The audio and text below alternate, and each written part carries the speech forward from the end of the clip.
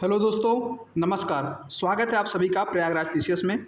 आज हम UP triple SC history का मैराथन वीडियो आपके लिए लेके आए हैं। आज का हमारा टॉपिक जैनिज्म एंड बुद्धिज़्म है। ठीक है, यूपी ट्रिपल एससी पेट एवं पीसीएस में पूछे जा सकने वाले जैनिज्म एवं बुद्धिज़्म के टॉप क्वेश्चंस लेके आए हैं। तो आइए फटाफट रिविजन करते हैं। जैसा कि हम सीरीज चला रहे हैं 10 मिनट के अंदर 25 क्वेश्चन।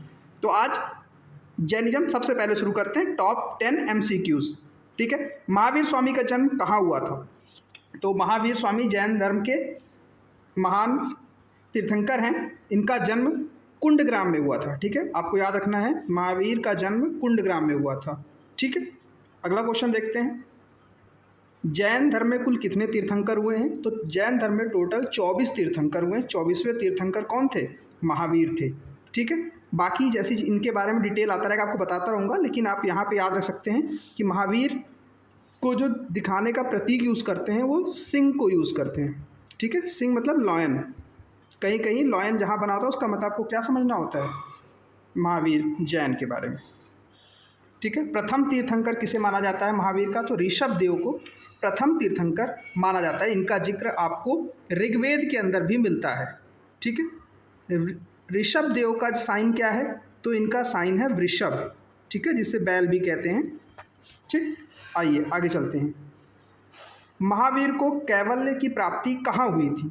तो महावीर को कैवल्य की प्राप्ति ऋजुपालिका नदी के तट पर हुई थी। ठीक है, ये नदी का नाम इंपॉर्टेंट है।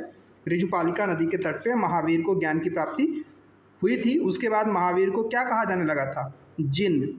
ठीक है, ये वर्ड याद रखिएगा। जिन का मतलब क्या होता है? जितेंद्रिय, जिसने अपने इंद्रियों को जीत लिया हो। ठीक है, इंद्रिया मतलब अपनी सेंसेस। आगे देखते हैं, अनेकांतवाद का प्रतिपादन किसने किया?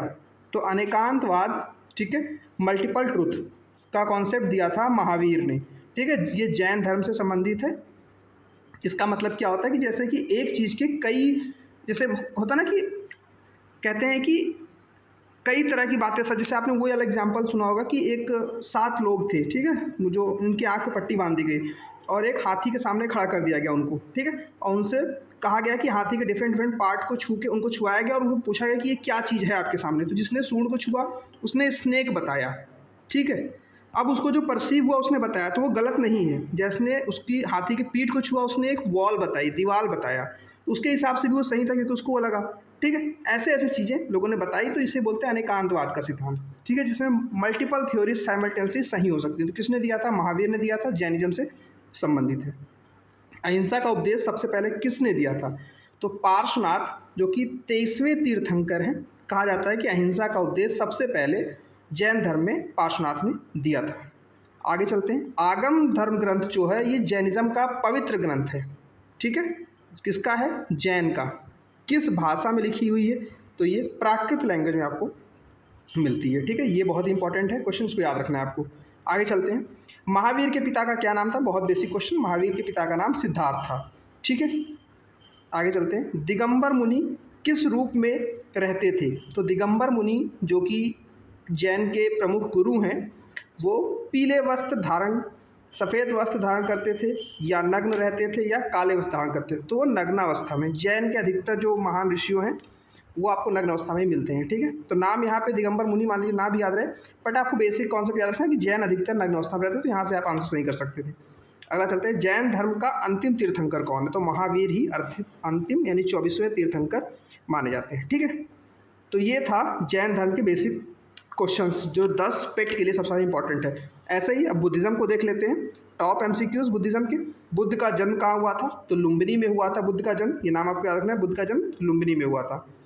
बुद्ध का वास्तविक नाम क्या था? तो बुद्ध का वास्तविक नाम था सिद्धार्थ गौतम। ठीक है, राहुल उनके बेटे का नाम था।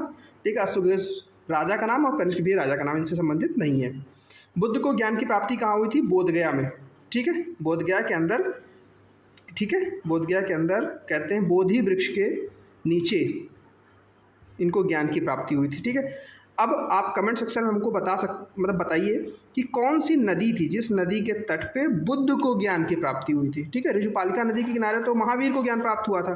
कौन सी नदी थी जहाँ के बुद्ध को ज्ञान प्राप्त हुआ था? और बुद्ध ने अपना पहला उपदेश कहाँ दिया था? ठीक है, किस राज्य में दिया था? ये देखिए अगला क्वेश्चन आ गया। प्रथम उपदेश कहाँ पे दिया था? तो सारनाथ में, उत्तर प्रदेश के वाराणसी के पास स्थान पड़ता है सारनाथ।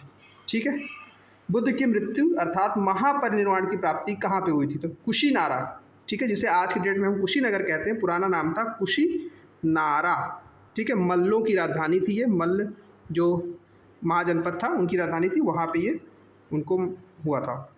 बौद्ध धर्म में जो त्रिरत्न होते हैं वो क्या हैं? तो बौद्ध धर्म में त्रिरत्न, जैसे आपने छतरी देखी होगी ना स्तूप के ऊपर, तो सबसे ऊपर होते हैं बुद्ध, फिर है धम्म, फिर है संघ, BDS, ठीक, ये त्रिरत्न कहे जाते हैं। तो बुद्ध, धम्म और संघ। आगे चलते हैं।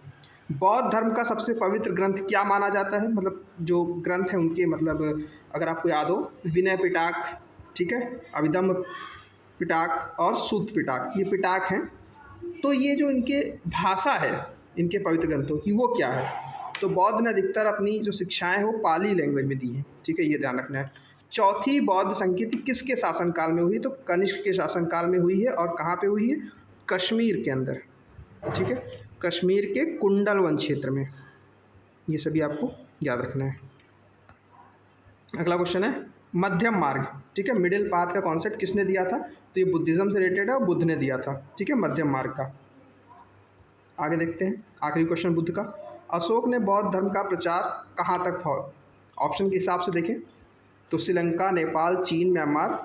तो मोस्ट जो प्रॉबल सबसे प्रसिद्ध है अशोक, श्रीलंका के लिए जाने जाते हैं। वहाँ पे उन्होंने अपनी बेटी और संघमित्रा, उनकी बेटी का नाम संघमित्रा था, और अपने बेटे को भेजा था बौद्ध धर्म के प्रचार प्रसार के लिए। दोस्तों इस तरह से हमने बौद्ध धर्म, जैन धर्म के टॉप 20 क्वेश्चंस देखे हैं, ठीक है, विदिन 5 मिनट्स, मतलब 7 मिनट के आसपास हो गए, माफ़ कीजिएगा।